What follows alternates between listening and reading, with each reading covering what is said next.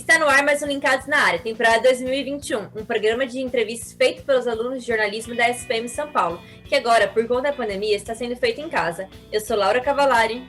E eu sou Melissa Alonso. Hoje vamos entrevistar uma jornalista que resolveu estudar os fenômenos recentes das mídias sociais. Doutora em comunicação pela USP, ela acaba de lançar o livro De Blogueira a Influenciadora, Etapas da Profissionalização da Blogosfera de Moda Brasileira. Este trabalho é resultado da sua tese de doutorado em influenciadores digitais, celebridades da internet e blogueirinhas, uma entrevista com Crystal Abidin, realizada em 2020. Hoje, leciona na USP, no Centro de Estudos Latino-Americanos sobre Cultura e Comunicação. Hoje aqui com a gente, Zaf Karaui. Obrigada por aceitar o nosso convite, Zaf. É um imenso prazer para nós entrevistar você. Bem, antes de tudo, obrigada, meninas, pelo convite. É um prazer estar aqui. Agora, roda a vinheta que daqui a pouco tem mais Zaf Karaui com vocês.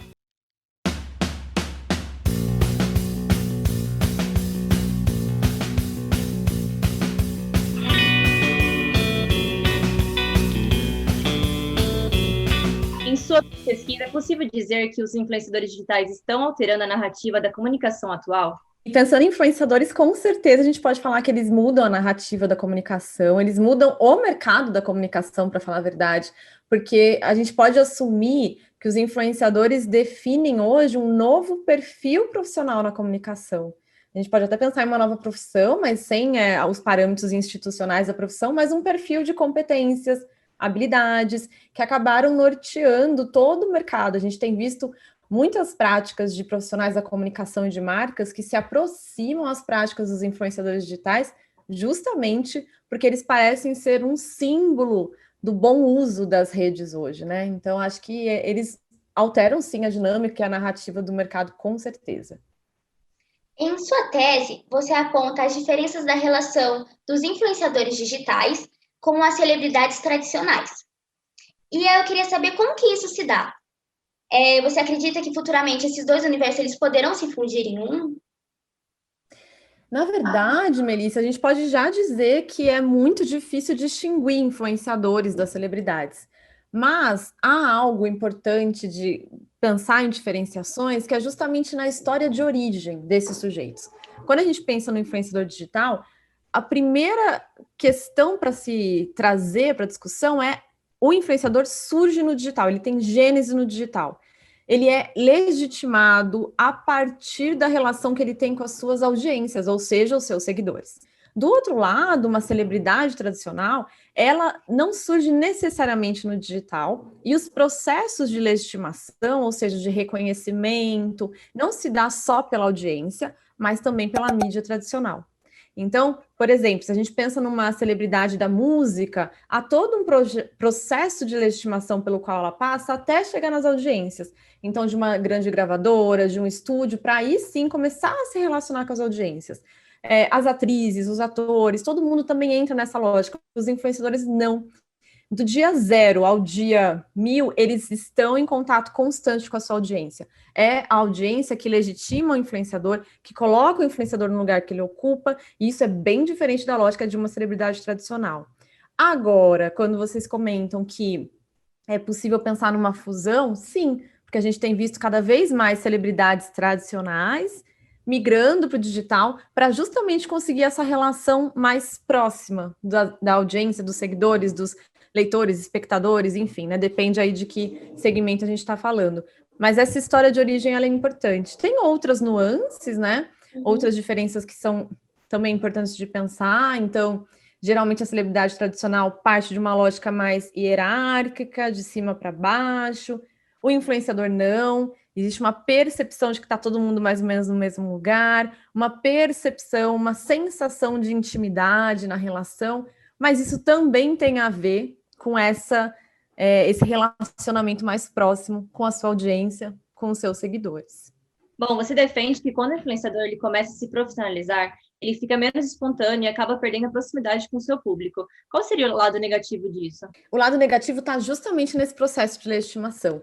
Porque uma coisa que a gente tem que considerar é, por exemplo, quando a gente pensa numa lógica televisiva tradicional, a interferência do espectador é mínima. A interferência do espectador está ali nos números da audiência.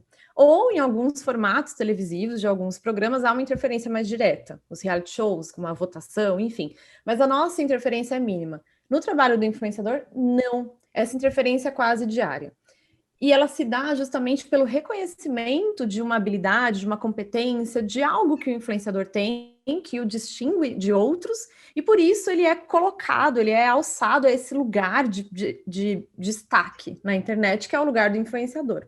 O que vai acontecendo, quanto mais ele vai se profissionalizando e mais relações com marcas os influenciadores vão fazendo, mais parcerias comerciais, também acontece um outro efeito que é mais eles vão se distanciando dessa audiência, mais a produção de conteúdo vai se padronizando, até pasteurizando, e isso vai enfraquecendo esse vínculo estabelecido com os seguidores. Esse vínculo que se dá justamente pelo reconhecimento de algo que ele faz de interessante, todo esse processo de troca vai mudando um pouco.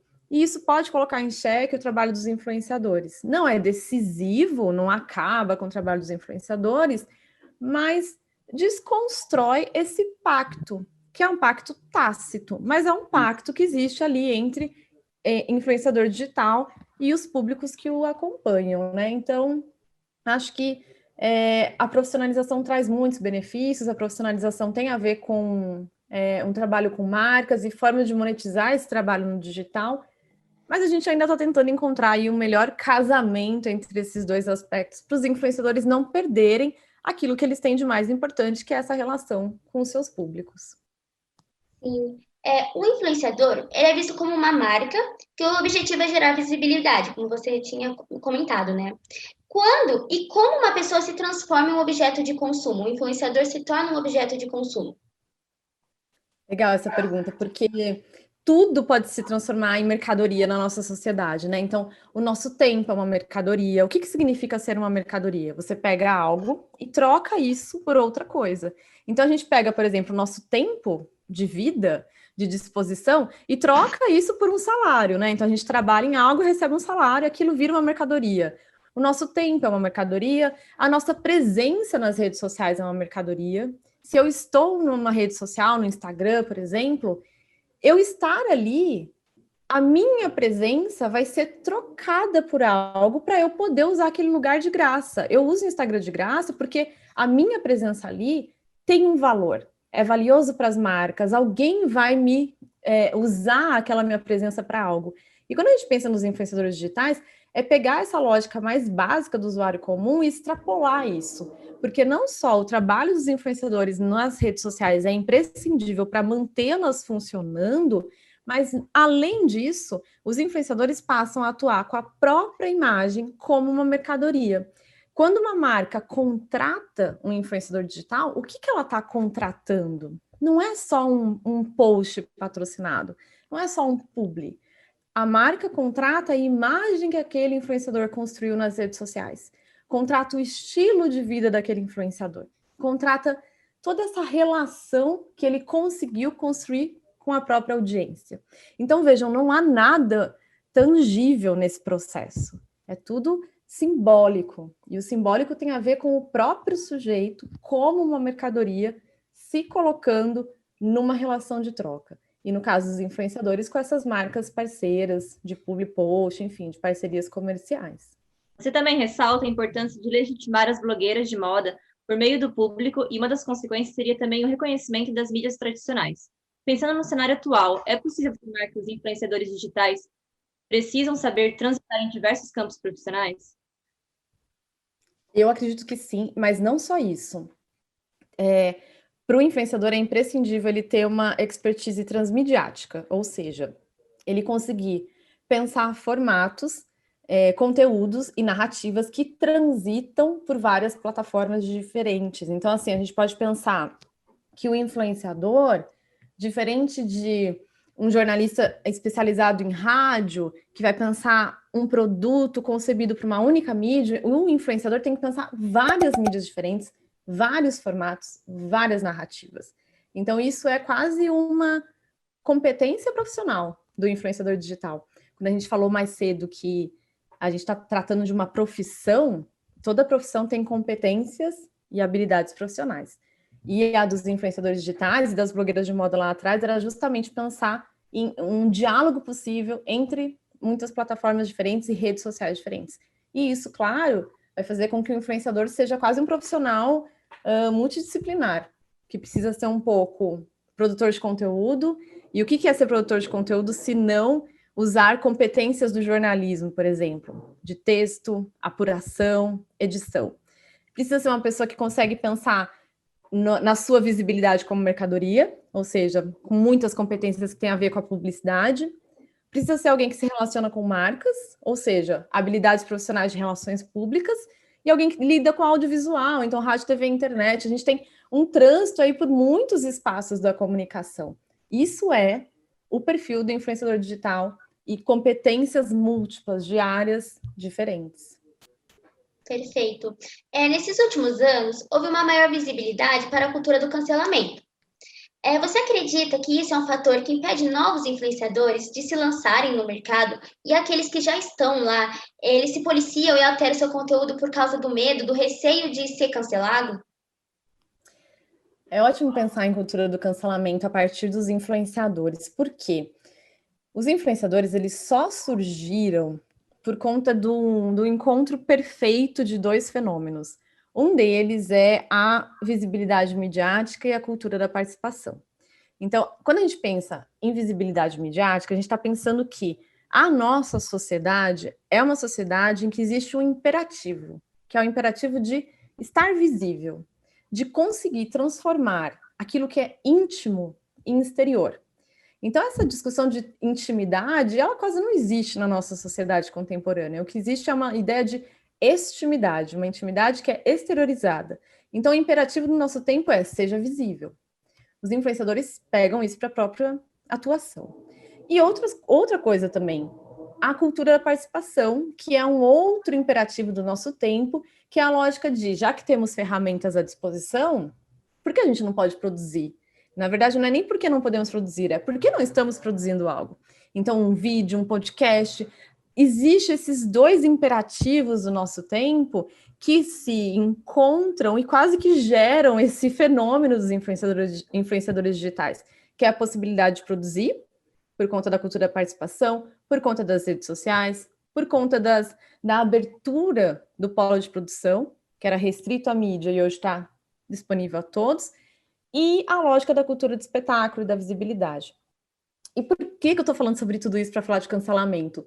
Porque quando a gente entende que a visibilidade faz parte do trabalho dos influenciadores digitais, isso tem a ver com quanto mais visível, mais sujeito à vigilância está o influenciador, ou seja, quanto mais visível a própria vida, os bastidores da produção que ele faz, mais sujeito à vigilância ele está, mais olhos interceptam o que ele faz, então ele está mais aberto a julgamento. E não só isso. Quando a gente tem uma exposição por conta dos influenciadores digitais, essa exposição contínua não dá abertura para qualquer tipo de retratação, reflexão, porque é uma exposição ad eterno, ela acontece o tempo inteiro. Então, é claro que vai gerar esse medo do cancelamento, é claro que vai gerar essa sensação de tentar se autovigiar, uma vez que está sendo vigiado por muita gente. Mas isso é parte, infelizmente, desse cenário que a gente tem, dessa vigilância que a gente vive. Então, é quase que natural os influenciadores responderem com receio, né? Com medo de serem julgados, avaliados, mas é um pouco a dinâmica do nosso tempo, né? Mas tem influenciadores que têm conseguido lidar com isso muito bem, pensando formas de construir relações cada vez mais íntimas, autênticas, e conseguir, a partir disso, sair de situações de cancelamento, conseguir apoio dos seus públicos numa situação mais complicada. A gente tem vários desdobramentos possíveis para tentar se proteger numa situação como essa. Bom, eu li no seu artigo Influenciadores Digitais Muçulmanos no Instagram que você discute, além da temática de religião, a atuação das mulheres no mercado digital. O sucesso da blogueira brasileira Mariam Chamin, que se converteu para o Islã, poderia estar atrelado à questão de identidade? Sim, até porque quando a gente pensa a questão de identidade, a gente está pensando em grupos sociais. E os influenciadores digitais, em alguma medida, eles são também líderes de opinião, formadores de opinião. Na verdade, essa foi a primeira discussão teórica sobre influenciadores digitais, que era uma discussão tentando relacionar a teoria do líder de opinião de 1940 a o que a gente tem hoje. O que é ser um líder de opinião? É basicamente alguém que consegue sintetizar os anseios de um grupo, democratizar as discussões da mídia e ser um representante desse grupo, por alguma razão. E isso se dá, geralmente, pela capacidade de apurar, ler, entender criticamente a mídia e compartilhar isso com um grupo social específico.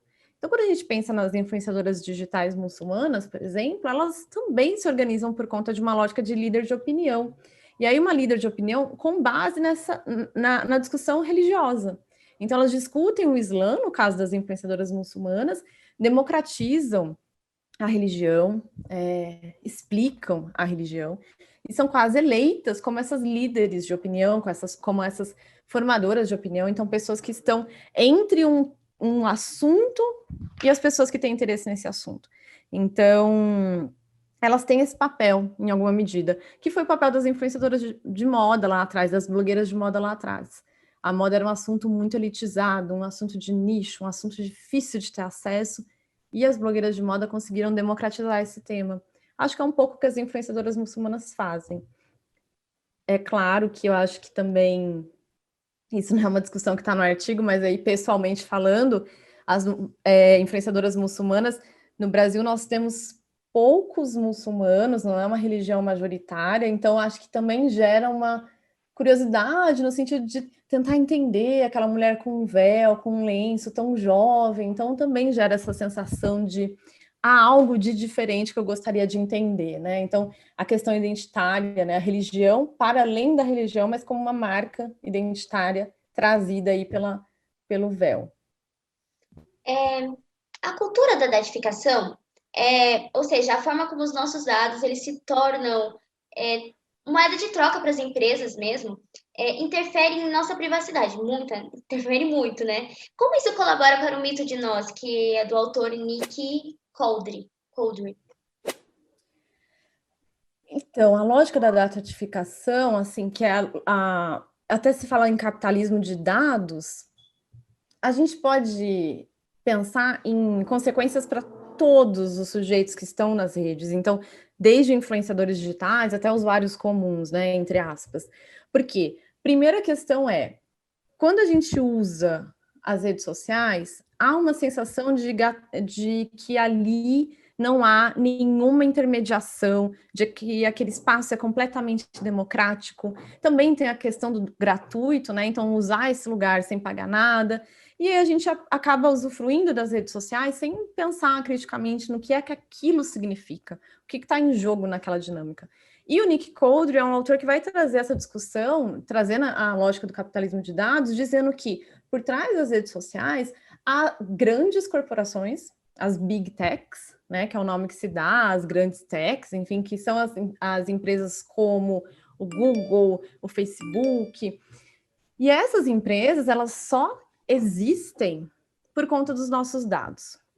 A nossa presença ali, que era aquela discussão do sujeito como mercadoria, né, do próprio eu como mercadoria, mas aqui pensando a nossa presença, o nosso curtir, o nosso não curtir, o nosso seguir, o nosso stories de bom dia, tudo aquilo nutre a ferramenta, nutre a rede social. Se todos nós sairmos da rede social, não há rede social.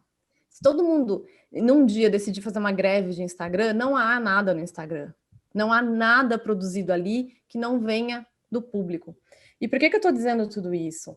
Porque estar naquele lugar não pode ser gratuito, porque não existe nada gratuito numa lógica capitalista, e ainda mais pensando em grandes empresas milionárias. Então, o dinheiro que elas fazem é em cima da nossa presença, e a nossa presença deixa rastros, que são nossos dados. Tudo que a gente vai fazendo nas redes sociais vai deixando rastros e indicando as nossas predileções, nossos interesses. Isso tudo é convertido, empacotado e vendido para marcas que fazem anúncios dentro dessas redes. Então, por baixo da nossa diversão, digamos assim, né, há toda uma lógica de funcionamento com base nos nossos dados. Muita gente diz, mas tudo bem, não tem problema, não tenho nada a esconder, mas a questão não é ter algo a esconder. A questão é, será que a gente sabe, de fato, quais dados são esses? O que é que está sendo vendido que diz respeito a mim? Ainda que a gente tenha assinado lá, eu aceito na hora de entrar numa rede social, o que exatamente acontece com esses dados? Então, a gente fica numa situação muito vulnerável e, além disso, outorgando, assim, concedendo muito poder a essas plataformas.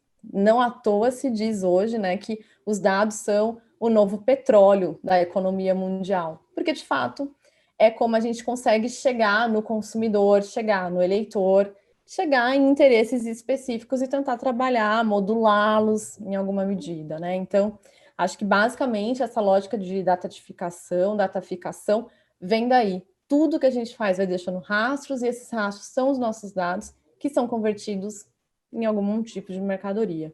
Bom, partindo agora da questão do jornalismo, Isaf, é possível que exista uma grande oportunidade para os jornalistas investirem nas mídias digitais? Na sua opinião, quais são as vantagens desse posicionamento?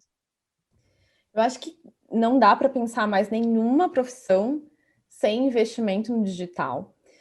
Os jornalistas têm uma vantagem, que é a produção de conteúdo. O jornalista é produtor de conteúdo em diferentes formatos, isso é essencial da profissão. Há outras vantagens, que é a relação que o jornalista tem com a informação e com a opinião, conseguir distinguir muito bem esses dois espaços. O influenciador não tem uma distinção clara de informação e opinião, e muitas vezes a gente observa que os seguidores, os influenciadores questionam muito isso, né?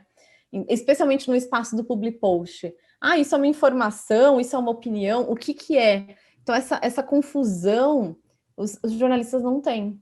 Então, essencialmente na profissão, né? Isso não aparece. Então, tem várias questões que são pontos positivos para os jornalistas usarem as redes sociais em prol da sua própria atuação. Então, acho que não dá para pensar mais em qualquer profissão que não esteja amparada no digital. Até porque o digital tem a ver com a lógica da visibilidade.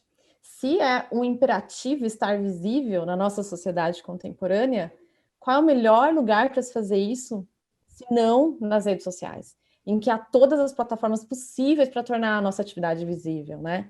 Então, tem uma autora que eu gosto muito, a Paula Sibilha, que escreveu um livro chamado O Show do Eu, e ela diz assim, que não ser interceptado por olho algum é a maior, assim, o maior terror que a gente pode viver hoje.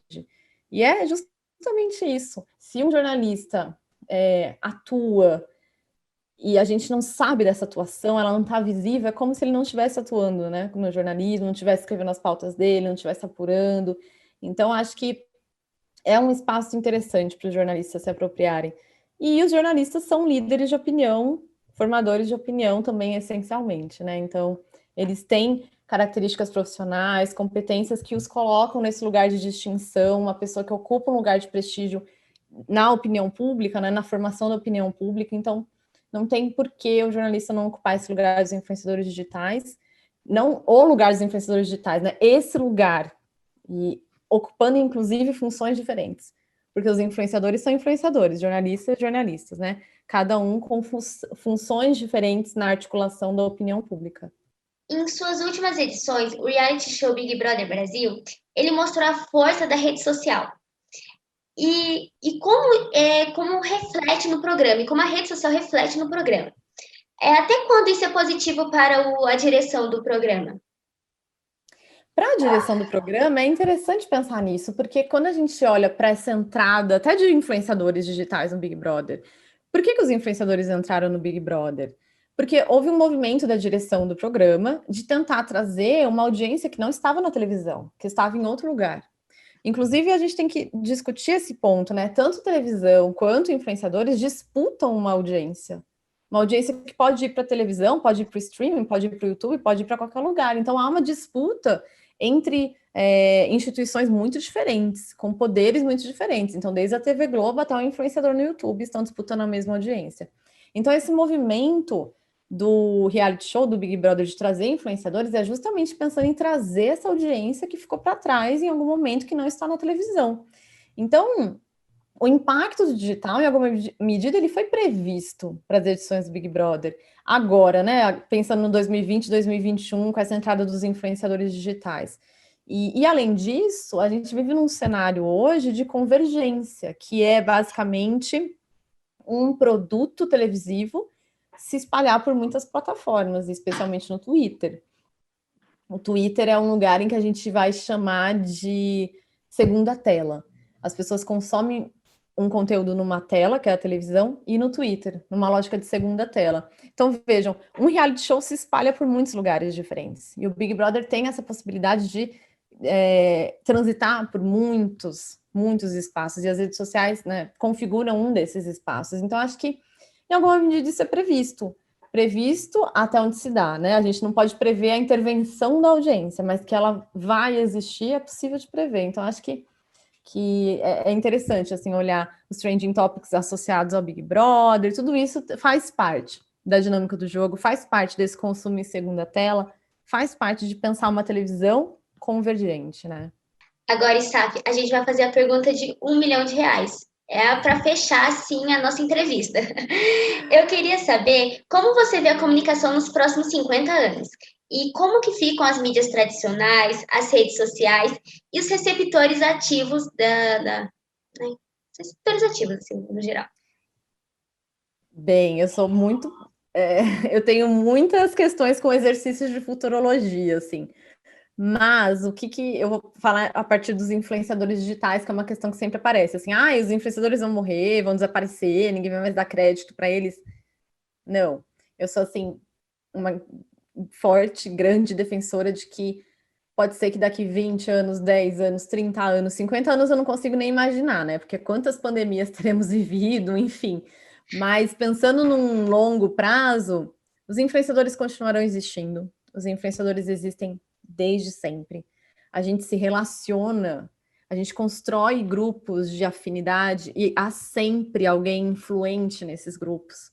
Não precisa estar na internet, é só a gente olhar para a nossa família. É muito provável que a nossa família tenha ali um grande influenciador que não está nas redes sociais, mas é influente na família. Então, a gente vai sempre lidar com esse sujeito influente e nas redes sociais isso fica cada vez mais evidente. Então, pode ser que eles se chamem blogueiros, vlogueiros, instagramers, tiktokers, snapchatters. Onde eles estarão, não sei. Mas os influenciadores estarão sempre orbitando aí esses grupos sociais específicos, não há como desaparecer. Eu espero que daqui a muitos anos a gente tenha cada vez mais institucionalizado essa profissão, ou seja, conseguido definir normas, regras, o que é uma atuação ética, então pensar a responsabilidade, acho que isso precisa se consolidar, e aí curto prazo, mas daqui a 50 anos, vamos ver, né? Acho que muita coisa pode mudar, mas espero que positivamente. Vamos torcer, né? Que positivamente tudo melhore, né? E Staph, nosso tempo infelizmente acabou, mas muito obrigada. Muito obrigada a você de casa que ficou assistindo a gente. Eu queria agradecer novamente, Staph, pela conversa. Muito obrigada pela participação no nosso programa. Eu queria agradecer a toda a equipe do Linkados na Área, em especial a nossa professora Eide Vargas. E até o próximo Linkados na Área em casa.